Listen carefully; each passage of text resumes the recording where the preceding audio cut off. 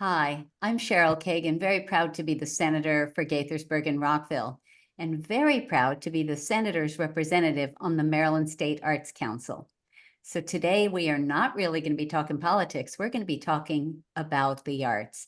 And we're talking with not just presenters of arts, but artists. So join me in welcoming Carol Hsu with Hsu Studios, who's been around for decades, and she's so wonderful. I'm wearing her earrings. I have her vote button that I wear near election day, all the things. And then I have a supremely impressive young woman in Danielle Reznick, a junior at Magruder High School, whose company, Cards and Crafts, has been earning plaudits and gaining attention. And so we are here to talk to both of them. So Carol, Danielle, thank you for taking time to kibitz today. Thank Thank you for you. having us. So I'm going to start with what first drew you to the arts. And I'll start with Carol, because you've been doing it longer. What's your earliest memory of being enchanted by art? Well, that's a tough one. I've started very young. The arts were brought to me while I was growing up from my grandmother who traveled the world, and she kept bringing things to our house. And my mother was a dancer. She danced with Martha Graham. So I've had the arts in my life, my whole life. And when I decided to make art, that was when I was in high school. I was in junior high, I was in high school, and I took classes in drawing and painting. Fabulous. And So let's shift to Danielle. You have less far back to go, but what got you started on this journey? So I've always really been interested in art ever since I was younger. And when COVID started, I didn't really find my niche of what stuck. So I did a lot of Pinterest searches and Google searches, and I eventually found paper quilling, and that's what stuck. I got a kit online, and I did a little bit of practicing, and I really got involved, and I fell in love with it. Well, we're going to talk about what paper quilling is in a little bit, because I Sounds suspect good. that most viewers have never heard of it or not sure that they've seen it. Um, so, Carol, it has been your profession along with your wonderful husband, Jean-Pierre, and together you have Hsu Studios. And I encourage folks to make sure they see the spelling. It's HSU, Hsu Studios. So how did that partnership end up going professionally, and how did you decide you could make a living that way? well, we decided, my parents were very supportive. We decided when we were married in 1975 that we would look for a place that would hold two studios that we could rent so that Jean was a potter and I was doing silver and gold jewelry at the time. And we decided to make a go of making this work as a business. It was a time when crafts were just developing and craft fairs were starting. It was in 1975. And so it was, we just decided to do this. And he was a potter for 10 years, and I've been a jeweler since 1973. Amazing. So Danielle, you are on the soccer team. You're also in both the Math and the Technology Honor Society, as well as the National Honor Society, and have been a camp counselor in the arts. But you're a junior in high school. How are you thinking about going into STEM or some profession or the arts as your career? Are you struggling with that, or how do you think about that? Yeah, so I do art and STEM are both my passions, and I guess STEAM, the new acronym with Yes. art and being involved. So let's I say what do that is. um, Science, science, technology, technology, engineering. engineering, art, and math. Yep, Yes. great. So I would like to marry both of them together in either civil engineering or architecture, something in that area, and that's what I'm planning on doing. I love that. Now, if you do that, will you be able to continue your cards and crafts on the side, or do you think that'll be a short term and then move on? I think I want to continue it. Yeah, I don't know in what fashion it'll be as I'm applying to college in the fall, so we'll see what happens, what avenues I go down, but I definitely want to continue it. I got to make a pitch for my alma mater, Vassar, but we can talk about that another time. So curious for both of you, and again, Danielle, your trajectory has been shorter so far. Has your technique evolved over time? Carol, Oh, you've yes. talked When I about how first you, started, yeah, I was doing more traditional silver, but then I mixed silver, gold, copper, brass, and I was doing lots of color. And then I added chemical coloring to all of that.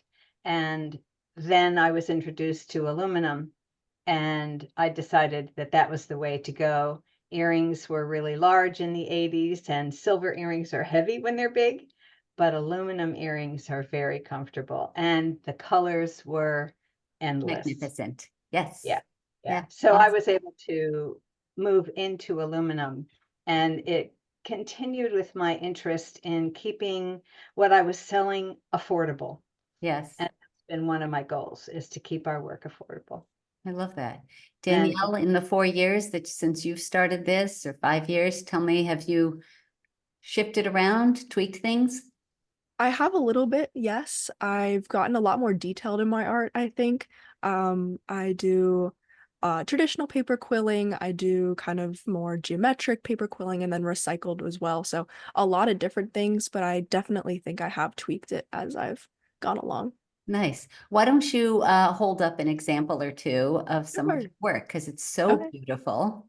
Thank you. Thank you. Yeah, so I have a piece here.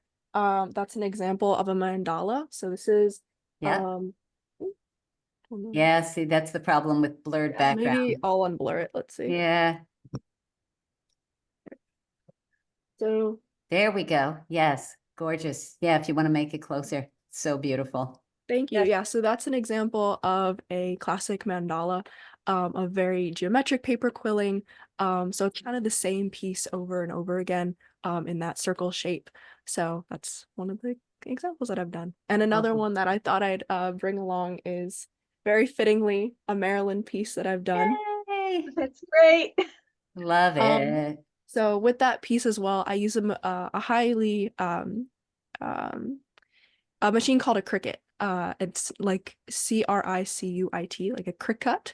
And it's cuts paper very, very finely. So you design it online and then it cuts it out. And it does a lot of different materials, although I only use paper.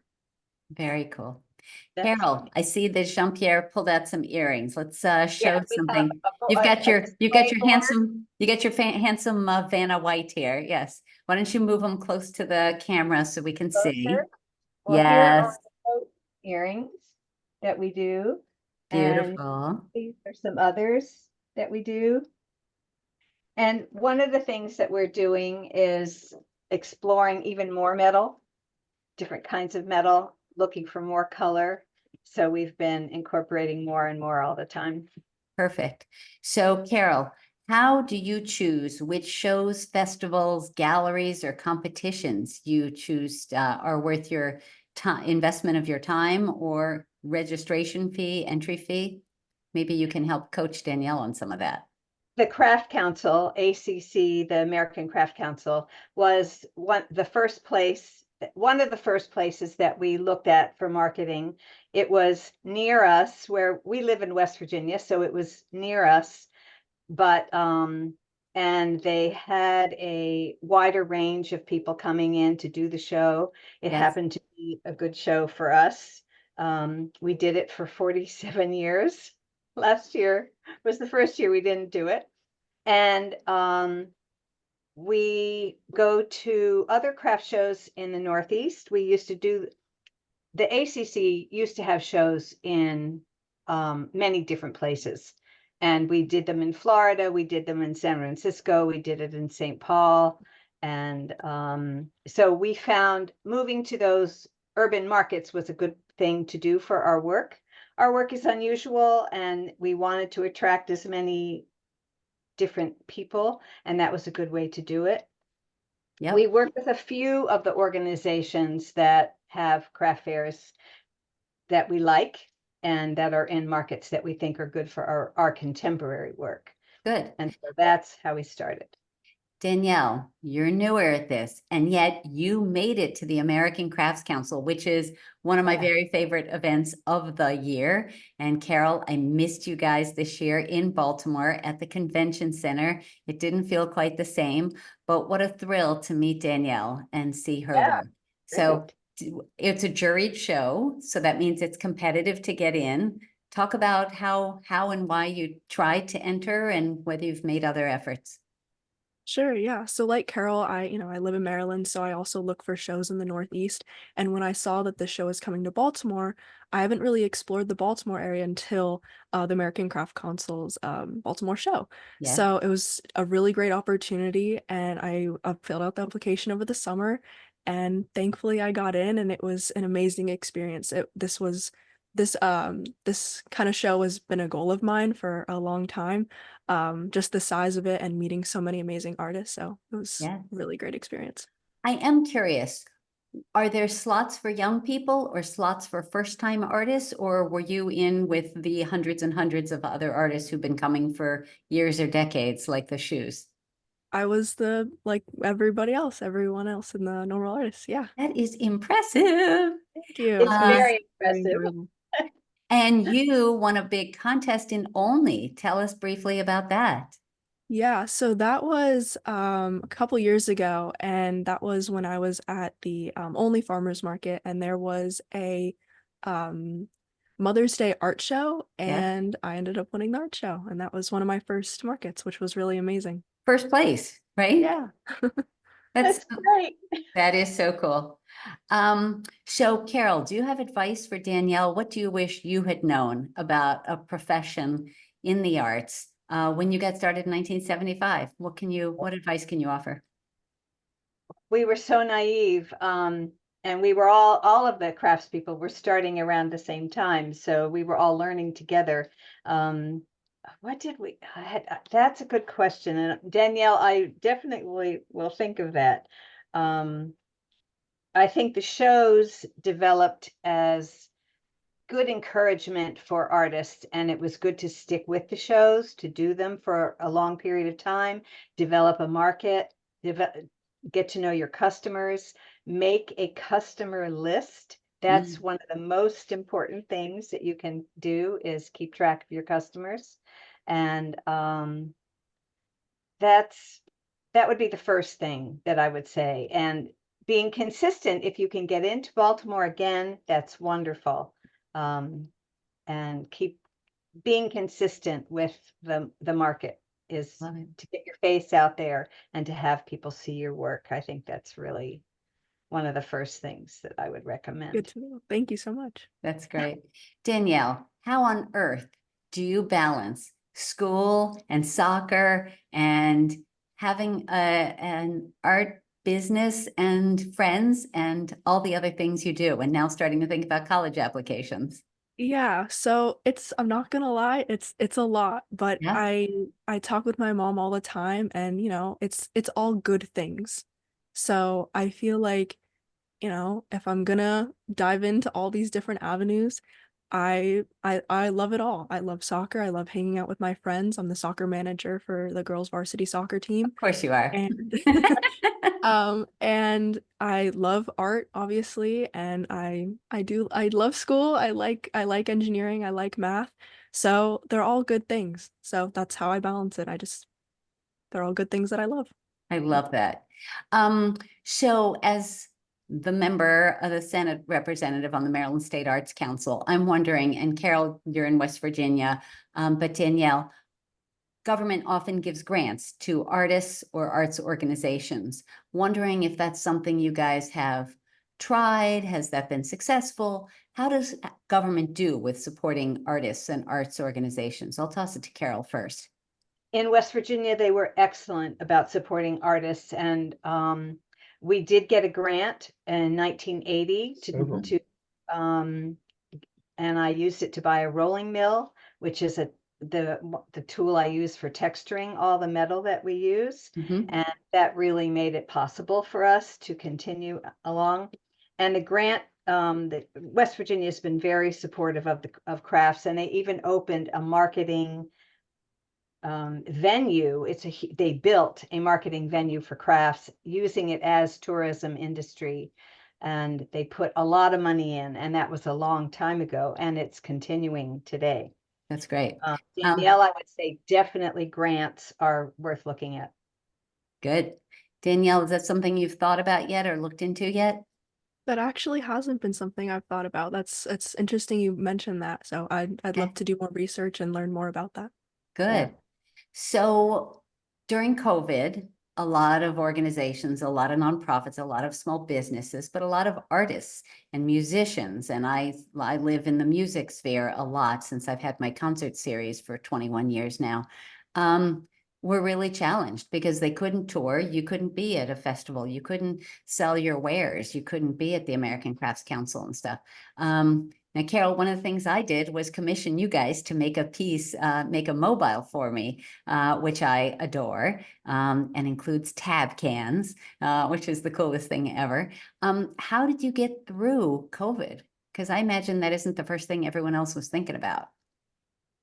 It was difficult, and we didn't go to shows. We didn't do Baltimore one year. The second year we did, we were at a show when the American Craft Council closed because we were in Atlanta, where the CDC is, and they said The you Centers can't for have Disease more Control. Centers of Disease Control, right, centered in Atlanta, and we were there, and they said you can no longer have more than 50 people. And Wow. we had just set up our booth, and so we had to leave. And we did a private sale that same weekend at a woman's house who said, hey, since you're here in town, come do that. So we were able to Lovely. do that. But keeping in touch with our customers and doing a mailing, which is why a mailing list is so important. Mhm. And it closed quite a number of shops that we were dealing with. And Yes. so we did a lot of wholesaling before COVID, and we're not doing as much now.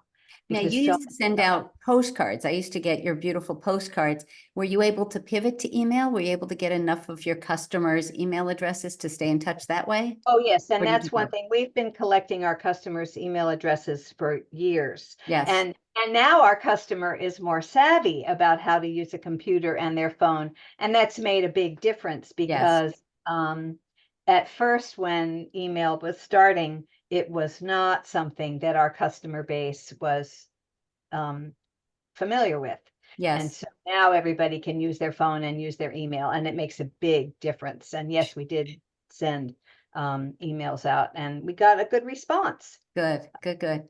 So, Danielle, I'm going to toss a different question to you. And I think this might be weird, but a friend suggested that I ask you guys this. Okay. Is there going to be an impact on your art, on your businesses from AI, from artificial intelligence, or not? And if you think it might, how? It's a very interesting question. That's right. Yeah. I don't think there will be an impact on my art just because paper quilling is it's a very basic concept. It's the art of rolling paper and putting it on its side. That's all it is. So with some artists, they do digital art, so that'll clearly make a huge impact. Yes. But with the very elementary way, I do the same process for every piece that I do. I cut pieces of paper, I roll it up, I place it on paper. So I don't think it will impact it. Maybe the designs might impact it slightly, but the actual process, I And doubt. Carol, I can't imagine how AI. Well, I'll tell you, the one exploration we did of AI just to see that how it would work is we were writing the back of a business card, and I said, let's see what AI would say. And I think in that terms, marketing that way, I noticed a couple of other jewelers that seemed to be using it because of the language that I saw coming back in from AI. Hmm. And I think in that terms, we will see that change, the Yes. marketing and the writing and the description of pieces. Yes. I agree with that. That makes sense. Yeah. I'd like to hear from each of you. What is the shortest and longest amount of time you've spent on a piece? Danielle? So the shortest amount of time I've spent on a piece are probably my bookmarks. Those probably take around 30 minutes to about 45 minutes to create per piece. And some of the larger pieces that I've made, some of them were multi-canvas, so those would take anywhere from 50 to 60 hours, give or take. So a long time. A lot Yes, of and have to be priced thus. Carol, I imagine there's a huge range for you too. Well, there is for the larger mobiles that we've done. This Sandy Spring Friends School has a very large mobile of ours in their upper school lobby, and that one took months to Mm. pull together Mm. to work on, and it was a fairly steady progress of making that happen. And the shortest thing, I think one of the possibilities of the shortest ones was we used to have patterns that we could push wire around to make little figures. And they were my airline mobiles. We had a figure, we had a heart, we had a house, we had a hand. Mm. And once we made the template for bending that wire, that was probably the quickest. Got it.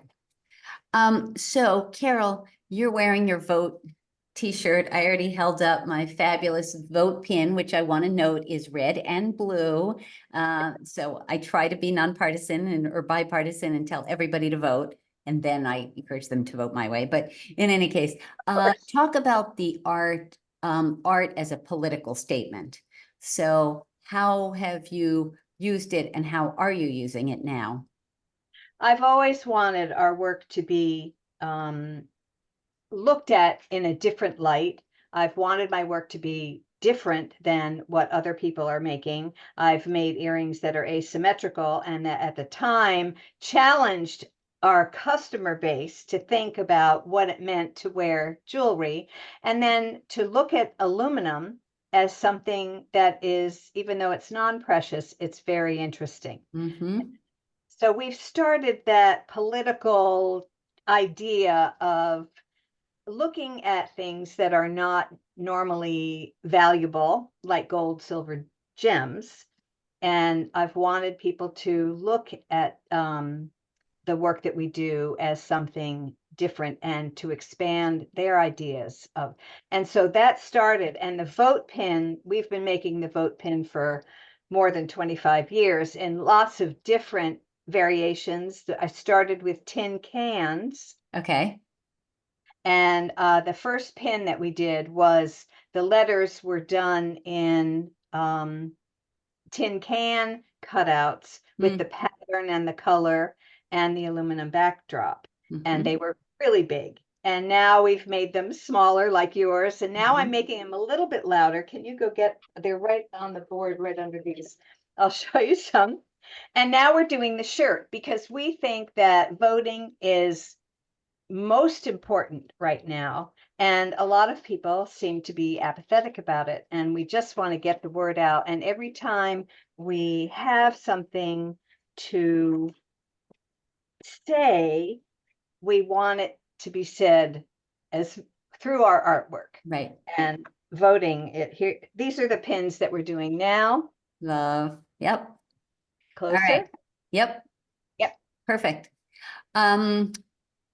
Danielle, do you envision anything political or statements in your quilling? I haven't explored that yet, but definitely, yes. Okay. I've had a And I'm very, not lobbying for that. I mean, it's oh, your, no. I'm just asking. Yeah, I've had a very busy spring with a lot of exams and tests and such. So as summer is approaching, I have a lot more free time to do what kind of art personally what I want to make. So I'm Interesting. very excited to explore those avenues. Yes. Cool. Well, you guys, it is time for our fast five. Ooh. 5 quick questions, 5 quick answers to let folks know a little more about you. Danielle, I'm starting with you. Tell me an artist who has inspired your work or inspires your work. Ooh, my art teacher at school, Miss Sonkin, she has been a huge supporter of mine. She actually came to the American Craft Council Baltimore show. Excellent. Carol. Matisse has always been one of my favorites. Yep. And Kandinsky with his wild, wonderful patterning. Those and I I have to say we give credit to Robert, Indiana, because of his love grid, which is what I base the vote. Nice, And nice. so definitely I appreciate what he had done with love, and we didn't copy. turned it into vote. I'm not copying, I never thought about that, but that's so obvious now that you say that. Okay, Copyright. and quicker he question, didn't copyright it. quicker answers here. Carol, how do you create? Do you have music on? Do you have a podcast? Do you have silence? What's your preference? Right now we're listening to audiobooks. Okay, listening and to audio- Danielle. I listen to TV shows. A lot of Okay, different TV shows. question number 3. Where did you find unexpected inspiration? Danielle. Nature, Nice. all different types of nature. Carol. I would say nature is a good one. Okay. Question number 4, Carol, if you could observe a master artist anywhere in time in history, who would you want to watch and why? Anywhere in time. Yeah. Ooh. Matisse. Okay. Paper And cutout. why? Because it's obvious. It's Matisse, right? The paper cutouts. Okay. I All right. basically- Danielle, I would want to watch Van Gogh. because? I have always liked looking at his paintings with my dad, and I think that would be a very cool experience for both of us to see. Awesome. Okay, the 5th question that I ask all of my guests, Carol, Danielle, what is, one each, your hidden secret superpower? What's a skill or talent you have, something you're really good at that most folks can't do? Carol. I can bring people together who have lots of different backgrounds, and I like doing that. And we're hoping to have salon dinners here where we do that at our property. Perfect. In West Virginia. All right. Yeah. Danielle. I would say multitasking. I try to multitask as best I can. I don't know if that's a superpower, but that's something I strive towards.